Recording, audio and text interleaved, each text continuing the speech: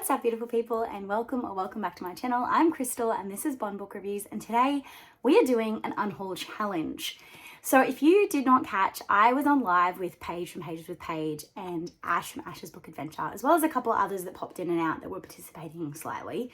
And we did an Unhaul challenge. So you guys put prompts in the comments during this live, and then we had to unhaul a book that matched that prompt. So I decided to do a video of this with all the prompts to show you guys. So if you guys want to try this challenge yourself, you're more than welcome to do so.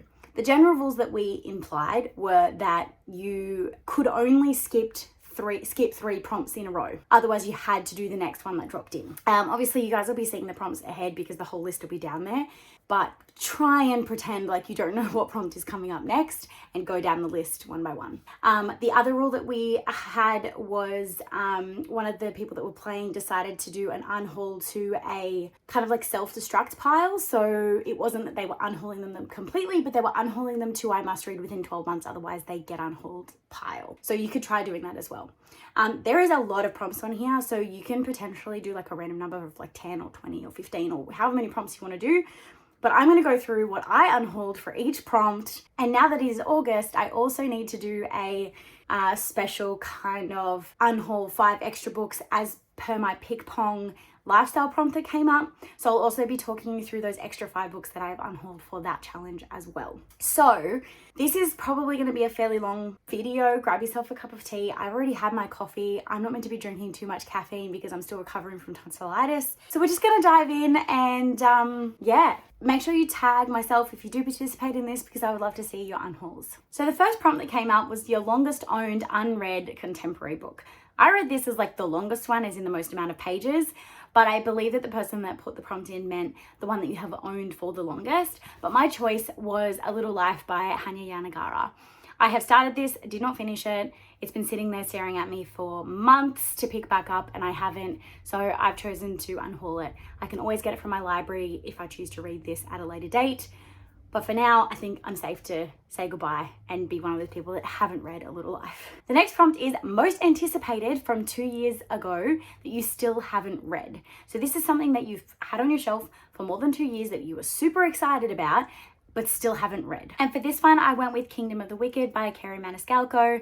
I did this in my first chapter challenge. I read the first chapter and have not continued, so I think it's just time for me to say bye-bye. Next up was book fair or like secondhand book or something that you have acquired that was not brand new. And for this one, I chose The Liberation by Kate Furnivale. I picked up all of their books at a book fair. I read one, didn't love it. I think it's time that I say goodbye to one of her others. The next prompt is a book you feel guilty having around. For this one, I chose Flora MacDonald, Sapphire's Falls.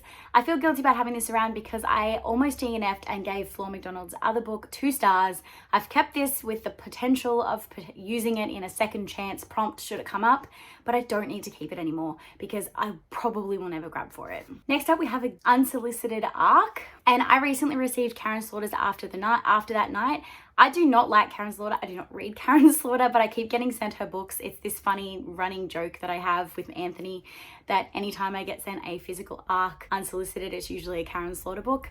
So yeah, that is my unsolicited ARC that I am unhauling. The next is a book with a title, the same number of letters as your first name. So my name is Crystal, which has 7 letters. So I chose Sarah Foster's The Hush, which has 7 letters in the title. The next one might be quite hard, but it was to unhaul a box set. And for this, I chose to unhaul the Virginia Andrews collection that I haven't even opened, that I bought at a book fair at least 2 years ago. I think it's time. The next one is a cover buy. And for this, I went with The Sin Eater by Megan Campisi. Megan Campisi. Beautiful cover. I have no idea what this book is about, so it can go. The next was to unhaul a series. And for this one, I went with the Northern Lights trilogy by Philip Pullman. We had to unhaul a book with water on the cover. And for this, I went with The Lake of Dreams by Kim Edwards. It's been on my TBR for far too long.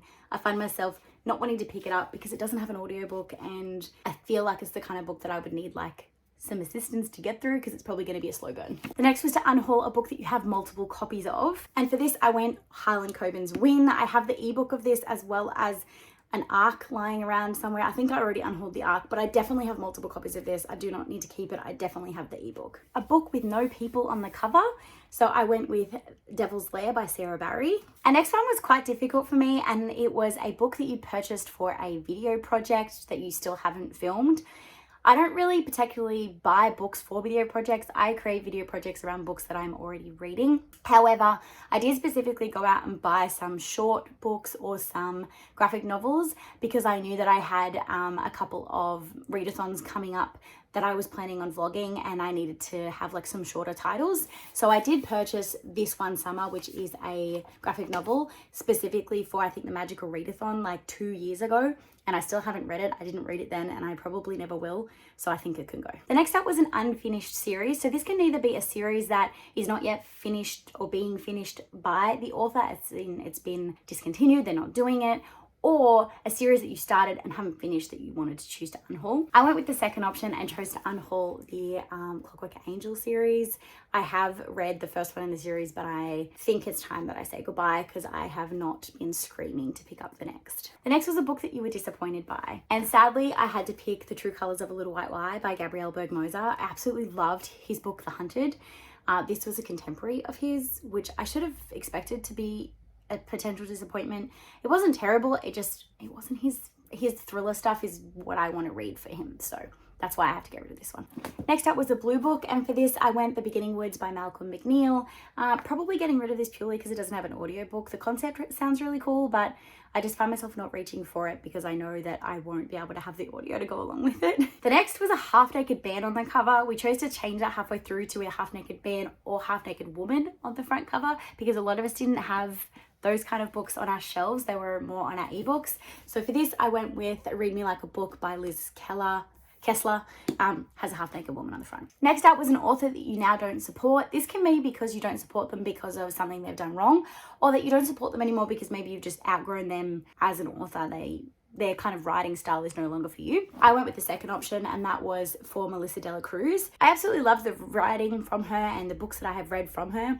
This is a contemporary story from her, which I just think isn't probably going to be in my jam, considering even a lot of her fantasy is kind of like too young for me at the moment. So I just chose to pick this one because it was the only one I could think of. The next one was a book that is blurred by your favorite author. I went the irony route in this and picked The Wife Between Us because it is blurbed by Karen Slaughter, which, like, the irony is she's not my favorite author.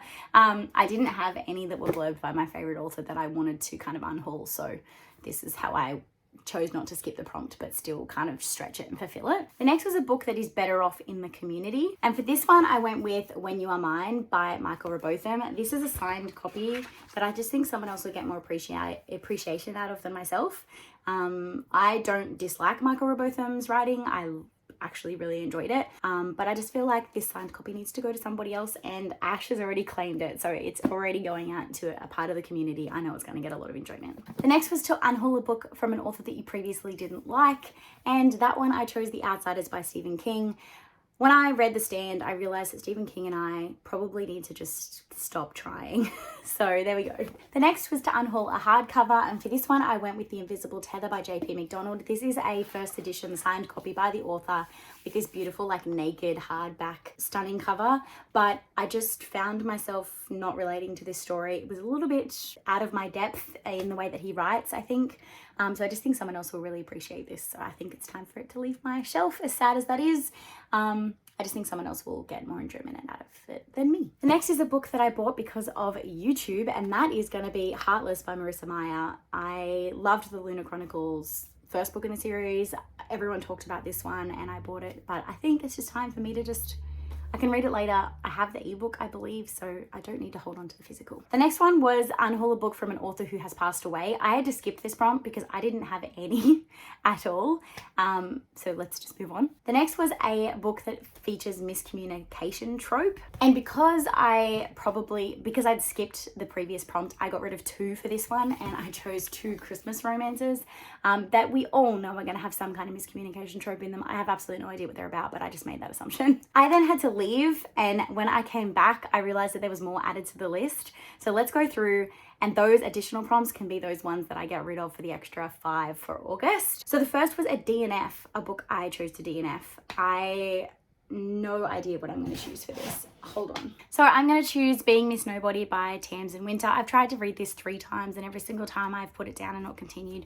I'm going to classify that as my DNF. A book you're probably never going to get to. For this one, I'm going to choose The Fifth Letter by Nicola Moriarty. This has been on my shelf since before I started BookTube and I have every intention of reading it and then I just haven't. So I think we just need to accept the fact that I'm never going to get to it. A book that you bought specifically for the hype. For this one, I'm going to go with Sex and Vanity by Kevin Kwan. This is the author of Crazy Rich Asians. It got a little bit of hype and I saw it in an opshop for like $3 and decided to grab it. I didn't read Crazy Rich Asians.